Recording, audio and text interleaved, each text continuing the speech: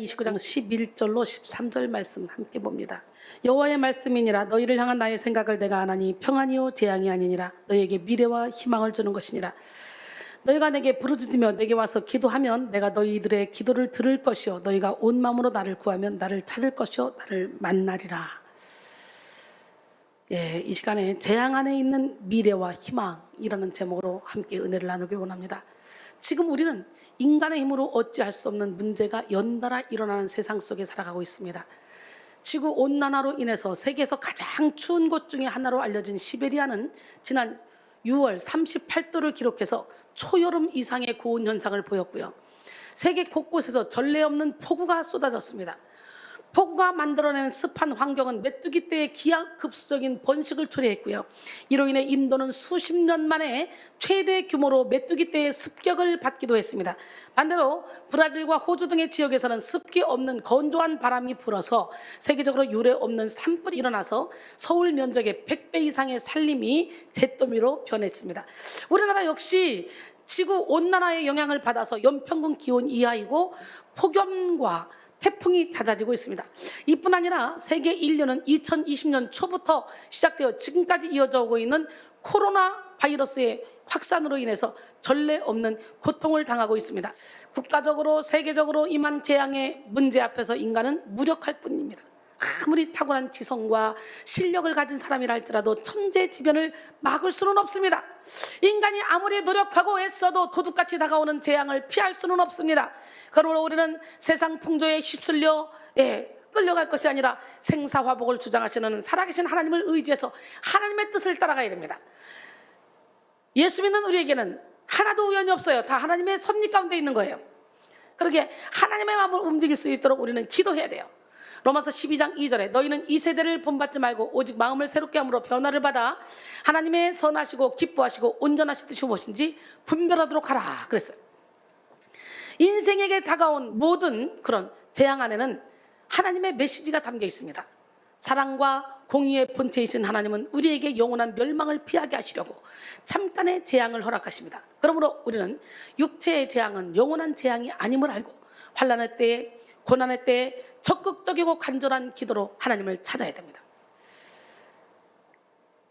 왕상 8장 35절로 39절에 보면요, 솔로몬이 성전을 건축한 후에 여호와의 언약궤를 다윗성 곧 시온에서 모셔온 후에 한 기도입니다.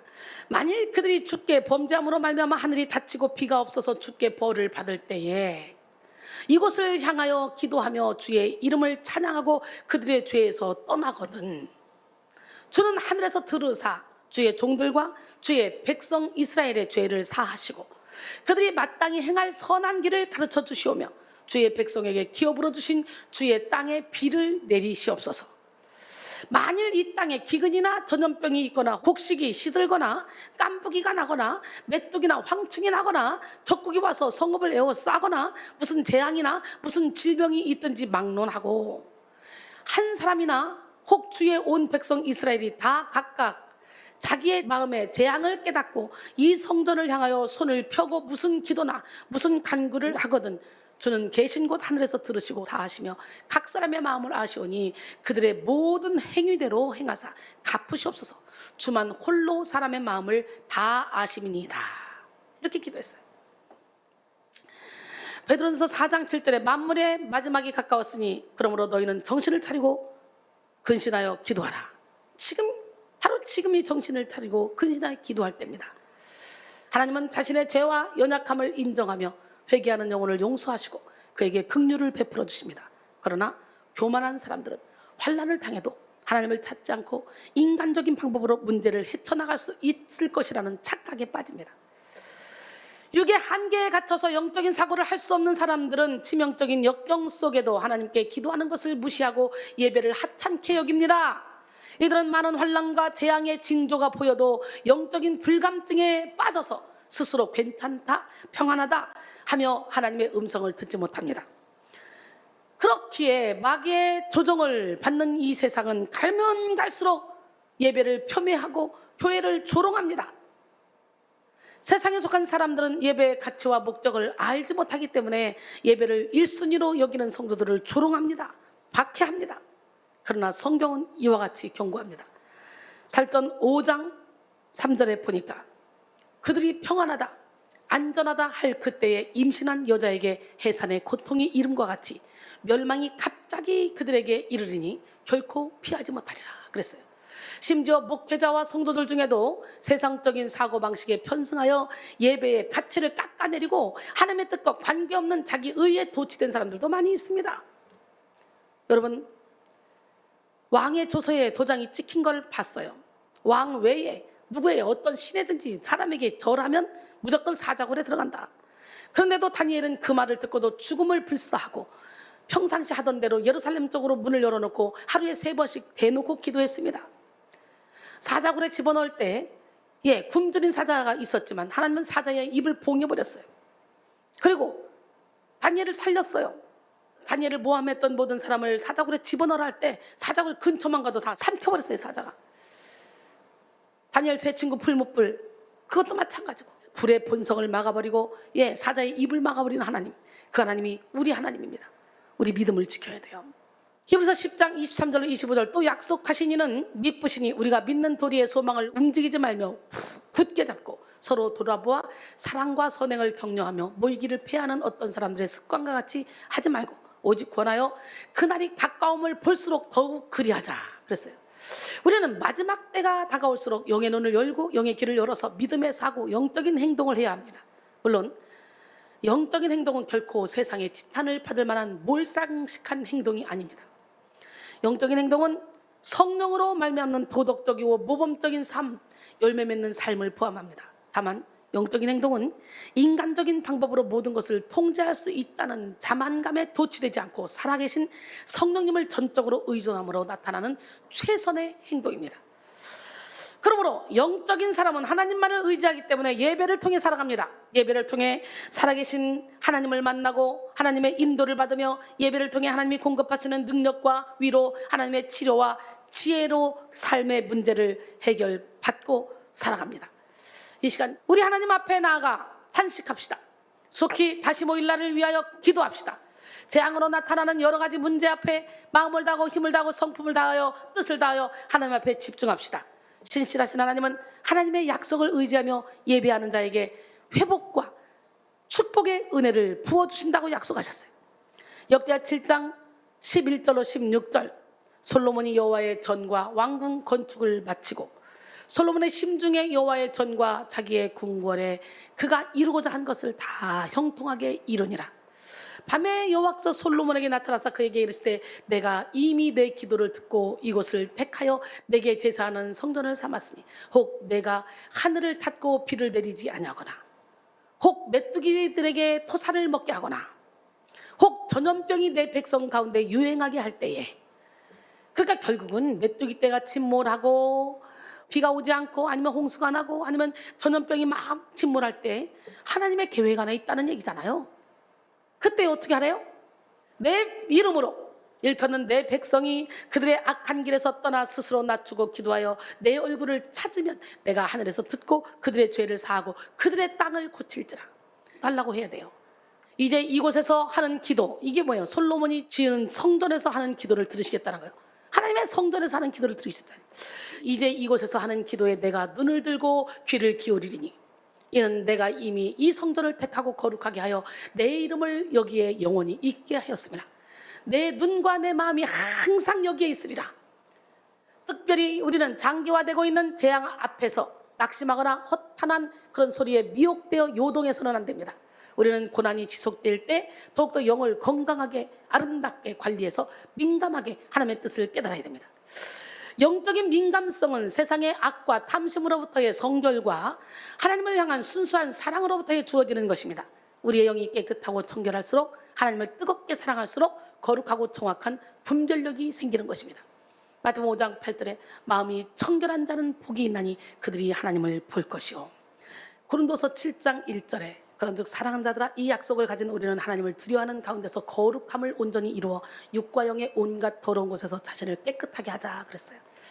성결한 영혼으로 분별력이 있는 사람은 고난의 때에도 최선의 삶을 살아갈 수 있습니다. 재앙의 때에도 하나님의 섭리를 아는 사람은 낙심과 불안으로 인생을 허비하지 않고 자신이 마땅히 해야 할 바를 판단할 수 있습니다. 또한 우리는 재앙의 때에 더욱더 주님께 회개하며 자신을 돌아보며 겸손하게 주님께 나가야 합니다.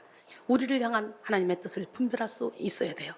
오늘 우리는 본문인 에레미야서를 통해서 이러한 분별력을 얻어야 합니다. 오늘 본문은 이스라엘 백성들이 바벨론에 멸망당하고 포로로 끌려갔을 때 선지자 에레미야를 통해 하나님이 주신 말씀이죠.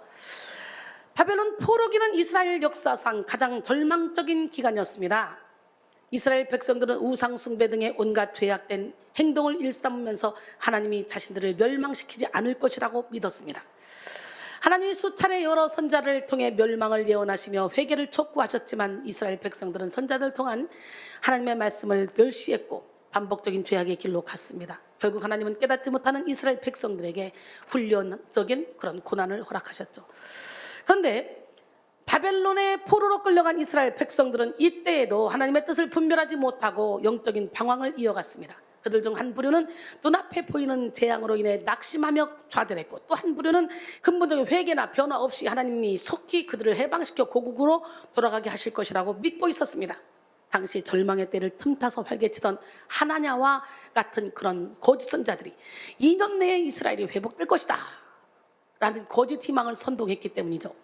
오늘날에도 사탄의 거짓 소리는 우리에게 낙심과 절망을 주입시켜서 믿음을 포기하게 하거나 거짓 희망을 일으켜 현실과 동떨어진 삶을 살게 합니다. 우리는 세상에서 들려오는 수많은 소리 중에 무엇이 하나님의 음성인지 분별해야 됩니다. 하나님의 양은 오직 하나님의 음성만 듣습니다. 때때로 하나님의 음성이 징계와 권면으로 아프게 다가올지라도 하나님의 양은 하나님의 음성을 들어야 살 수 있습니다. 이 시간 여러분 모두에게 하나님의 뜻을 들을 수 있는 영적인 귀가 밝히 열리기를 바랍니다. 요한복음 10장 27절로 28절 내 양은 내 음성을 들으며 나는 그들을 알며 그들은 나를 따르느니라. 내가 그들에게 영생을 주노니 영원히 멸망하지 아니할 것이요 또 그들을 내 손에서 빼앗을 자가 없느니라 그랬어요. 하나님의 음성은 우리의 예측을 뛰어넘는 방법과 내용으로 들릴 수도 있습니다. 그러므로 하나님의 뜻을 깨닫기 위해 우리는 먼저 자기 이론, 자기 틀을 깨뜨려야 돼요. 이스라엘이 바벨론의 포로로 있는 중에 예레미야를 통해 들려진 하나님의 말씀은 이스라엘 백성들의 생각을 뛰어넘는 것이었습니다. 에레미야 29장 2절로 7절 그때는 여고니와 왕후와 궁중 내시들과 유다와 예루살렘의 고관들과 기능공과 토공들이 예루살렘에서 떠난 후라, 포로로 잡혀간 후라는 거예요.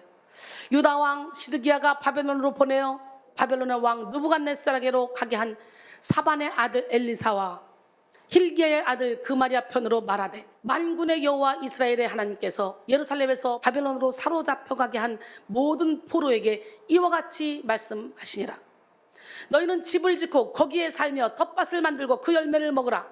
아내를 맞이하여 너희 딸이 남편을 맞아 그들로 자녀를 낳게 하여 너희가 거기서 번성하고 줄어들지 아니하게 하라. 거기가 어디입니까? 바벨론이에요. 너희는 내가 사로잡혀 가게 한 그 성읍의 평안을 구하고 그를 위하여 여호와께 기도하라. 이는 그 성읍이 평안함으로 너희도 평안할 것임이라. 하나님이 주신 말씀이죠. 이스라엘 백성들은 하루라도 빨리 포로 생활이 끝나고 고국으로 돌아가기를 기대했지만 하나님은 아예 포로 뒤에 바벨론에서 집을 짓고 밭을 만들고 결혼을 해서 열심히 살으라고 말씀하고 계셔요. 뿐만 아니라 그 땅에 평안을 구하고 평안한 땅 안에서 평안히 살라고 말씀하십니다. 그리고 하나님은 그들이 포로로 지내야 할 70년을 예정해서 70년을 에레미야 29장 10절에 여호와께서 이와 같이 말씀하시니라. 바벨론에서 70년이 차면 내가 너희를 돌보고 나의 선한 말을 너희에게 성취하여 너희를 이곳으로 돌아오게 하리라. 여러분 70년 후에 이스라엘 백성들이 해방되어 고국으로 돌아갈 것이라는 이 말씀은 회복의 선포였지만 동시에 절망으로 느껴질 수밖에 없는 말씀이죠. 여기서 70년 후에 여러분이 만약에 포로로 가 있는데 70년 후에 살려주겠다 그러면 여러분 절망하겠어 안 하겠어? 지금 예배를 드리는 사람들도 70년 후에 살아갈 사람 별로 없을 것 같아요. 애기들 빼놓고는. 여러분 이게 희망의 말씀이지만 어떻게 보면 우리 평생에는 해방이 안 되겠구나 라는 생각이 들지 않습니까? 그러니 70년 후에 완전히 해결될 것이라는 이 말씀이 들려지면 어떤 기분이 들 것 같습니까? 당시 이스라엘 백성들은요 코로나와는 견딜 수 없는 수치와 아픔의 포로 생활을 하고 있었습니다.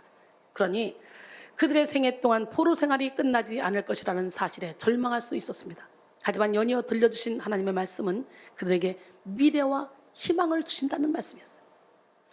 하나님이 그들에게 말씀하신 70년은 이스라엘 백성들의 영구적인 유익을 위해 허락한 완전한 시간이요 내세의 소망을 품게 하는 영에 속한 시간이었기 때문입니다.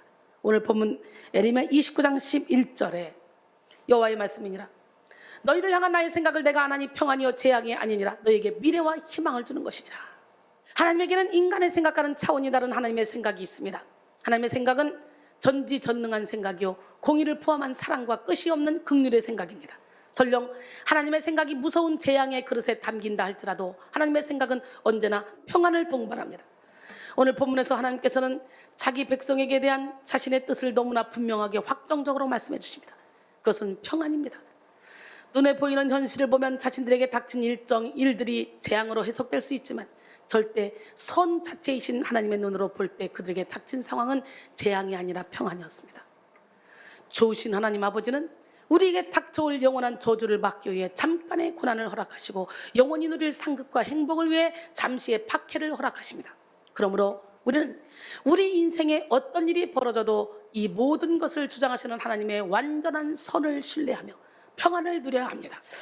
디모데서 1장 7절에 하나님이 우리에게 주신 것은 두려워하는 마음이 아니오 오직 능력과 사랑과 절제하는 마음이니 그랬어요. 하나님은 우리를 위해 편하고 따뜻하게 즐거운 것만 주시는 것이 아니에요. 때때로 하나님은 우리의 영혼을 위한 결정적인 깨달음, 깨어짐, 회개, 변화, 성장을 위해 신맛, 단맛, 짠맛, 매운맛, 쓴맛 등등 여러 가지 환경의 맛을 보게 하십니다. 어렵고 힘들며 고통스러운 것도 허락하십니다. 그러나 그 모든 것을 합력하여 선을 이루어 주십니다. 그러므로 우리는 재앙으로 표현된 하나님의 메시지 속에 담겨있는 사랑을 읽고 하나님을 찾고 하나님께 나가야 됩니다.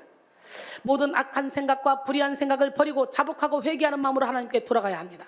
특별히 하나님의 생각은 땅 수준인 우리의 생각과 비교할 수도 없는 하늘 수준의 생각임을 신뢰하며 자기 생각을 내려놓고 하나님의 뜻을 구해야 될 줄 믿습니다. 이사야 55장 6절로 9절 너희는 여호와를 만날 때 찾으라. 가까이 계실 때에 그를 부르라. 악인은 그 길을 불의한 자는 그 생각을 버리고 여호와께로 돌아오라. 그리하면 그가 긍휼히 여기시리라. 우리 하나님께로 돌아오라. 그가 너그럽게 용서하시리라. 이는 내 생각이 너희 생각과 다르며 내 길은 너희 길과 다름이니라. 여호와의 말씀입니다. 이는 하늘이 땅보다 높음같이 내 길은 너희 길보다 높으며 내 생각은 너희 생각보다 높음이니라 그랬어요. 이 시간 우리는 차원이 다른 하나님의 생각을 깨달아 재앙 안에 있는 미래와 희망을 보아야 합니다. 희망이 보이는 곳에서 희망을 말하고 소망이 잡히는 곳에서 소망을 노래하는 것은 누구나 다 할 수 있는 것입니다. 하지만 아무런 희망이 보이지 않는 곳에서 희망을 선포하는 것은 쉬운 일이 아니죠. 바로 지금 우리는 절망스러운 상황 속에서도 하나님의 말씀으로 주어지는 미래와 희망을 보아야 합니다. 희망의 진가는 고난 속에서 더욱더 분명하게 발휘됩니다. 희망이 없는 사람은 고난 앞에서 무력하게 주저앉고 비관적인 생각과 수동적인 태도로 역경에 짓눌립니다. 하지만 희망이 있는 사람은 희망의 능력으로 현실 세계를 뒤바꿉니다. 희망이 있는 사람은 그 어떤 역경도 게으름이나 포기의 변명으로 여기지 않고 최선을 다해서 전진할 수 있습니다. 사람은 희망하는 대로 살게 됩니다. 하찮은 것을 희망하는 사람은 하찮은 삶을 살게 되고 고귀한 것을 희망하는 사람은 고귀한 인생을 살게 됩니다. 아름답고 숭고한 희망을 가진 사람은 악하고 혼탁한 세상 속에서도 그가 가진 희망대로 아름답고 숭고한 삶을 살게 됩니다. 지금 여러분은 어떤 희망을 가지고 살아가고 계십니까? 바로 지금 우리는 재앙 안에 있는 미래와 희망을 보아야 합니다. 삶 속에 나타난 여러 가지 어려움과 한계가 우리의 희망을 방해해도 우리는 하나님의 말씀을 의지해서 확실한 희망을 품어야 합니다. 신앙은 재앙의 이면에서 역사하시는 하나님의 섭리를 읽고 재앙 안에 있는 미래와 희망을 보는 능력입니다. 그러므로 우리는 재앙의 때에 믿음의 진가를 드러내어 미래와 희망으로 무장해야 됩니다. 믿음이 약한 사람들은 고난의 때에 심하게 흔들리고 실족하기 쉽지만 믿음이 강한 사람들은 고난의 때에 미래와 희망으로 말미암아 오히려 강인한 영적인 권능을 드러냅니다. 가시밭의 백합화가 거친 풍랑 속에 더욱 진한 향기를 풍기듯이 참된 그리스도인은 재앙의 때에 더욱더 진한 예수 그리스도의 향기를 풍기는 것입니다. 고린도서 2장 14절에 항상 우리를 그리스도 안에서 이기게 하시고 우리로 말미암아 각처에서 그리스도를 아는 냄새를 나타내시는 하나님께 감사하노라. 할렐루야.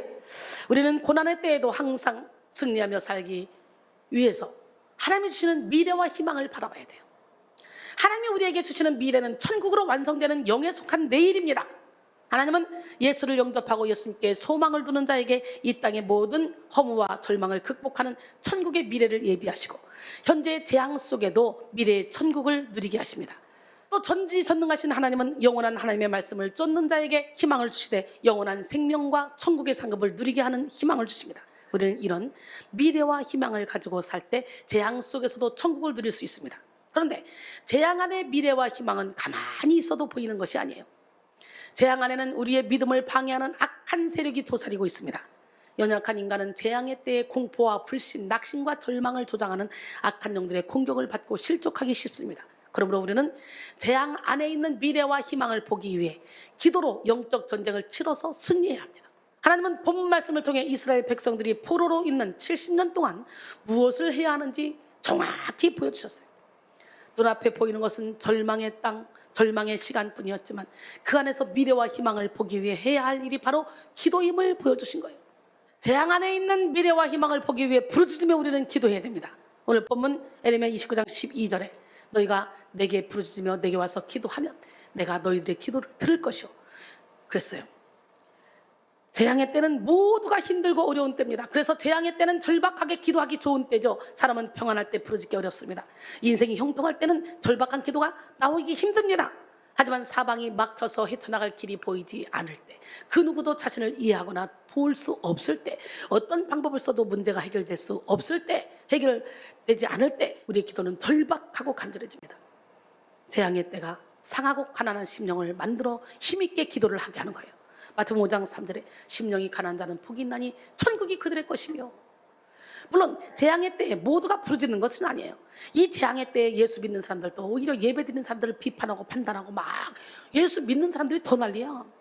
악한 자들은 재앙의 때에 더욱 마음을 완고하게 하고 영적인 일을 무시합니다. 오늘 우리는 가난한 마음, 지혜로운 마음을 가지고 재앙 속에서 영혼의 힘을 다해 부르짖는 기도를 해야 합니다. 부르짖는 기도는 단순히 소리를 질러 부르짖는 기도가 아니라 마음과 힘을 다해서 하나님을 의지하고 절박한 심정으로 하나님께 매달리는 기도입니다. 부르짖는 기도는 하늘의 문을 여는 능력이 있습니다. 부르짖는 기도는 영혼을 깨우고 하나님과 연결되게 합니다. 그러므로 오늘 우리는 재앙으로 인한 어려움을 기도의 능력으로, 기도의 동력으로 만들어야 됩니다. 두려움의 크기를 기도의 무게로 바꾸고 염려의 깊이를 기도의 열정으로 바꿔야 합니다. 아픔이 큰 만큼 간절하게 기도하고 절망이 깊은 만큼 뜨겁게 기도해야 합니다. 코로나로 인해 큰 소리를 내지 못해도 마음으로 영으로 부르짖어 기도하면서 상처를 쏟아내며 치료받고 육신의 생각을 깨뜨리며 하나님이 보여주시는 크고 은밀한 일을 보아야 합니다. 에레미야 33장 3절 너는 내게 부르짖으라 내가 내게 응답하겠고 내가 알지 못하는 크고 은밀한 일을 내게 보이리라 그랬어요. 하나님은 우리가 전심으로 부르짖어 기도할 때 우리의 기도를 들으신다고 말씀하셨어요. 여기서 듣다는 히브리어로 샤만데요, 경청하다라는 의미를 가지고 있습니다. 이 시간 우리는 우리의 신음소리까지 경청하여 들으시는 하나님 앞에 나라와 민족을 위해, 교회와 가정을 위해, 영혼 구원을 위해 부르짖어야 합니다.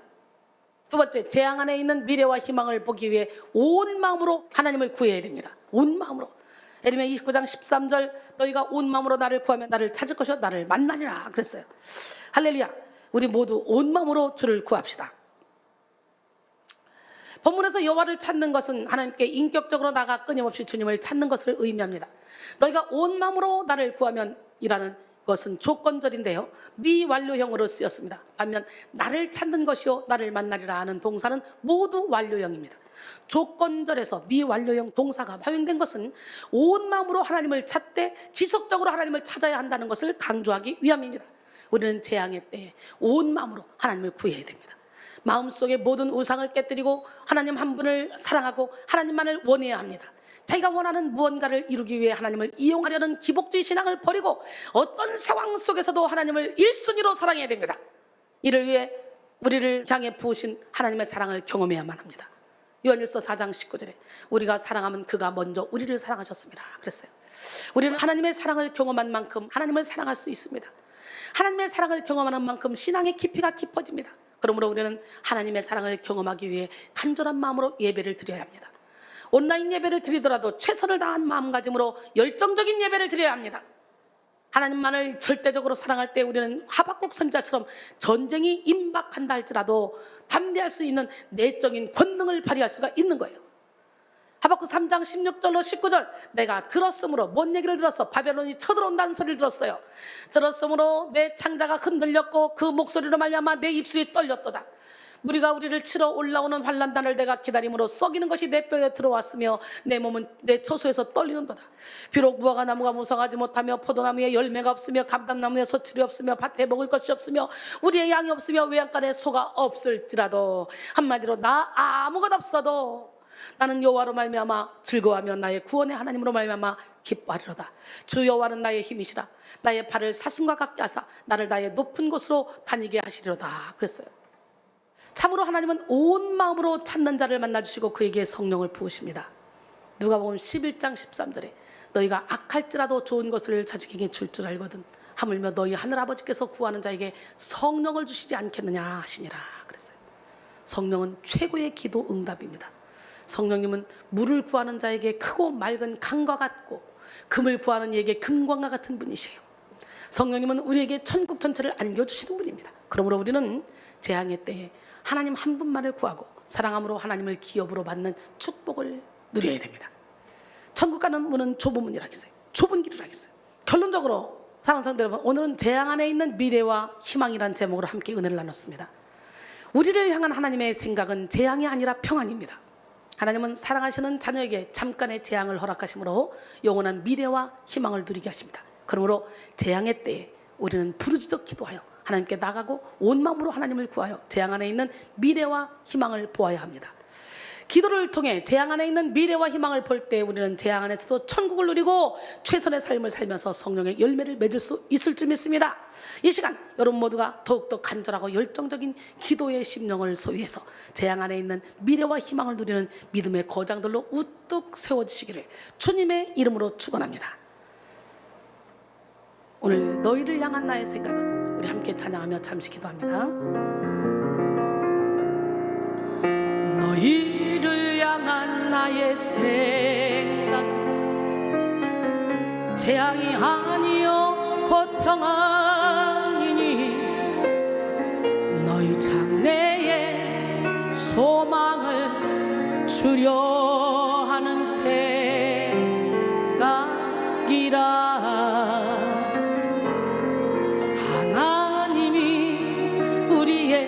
주신 것은 두려워하는 마음 아니요 오직 능력과 사랑 절제하는 마음이니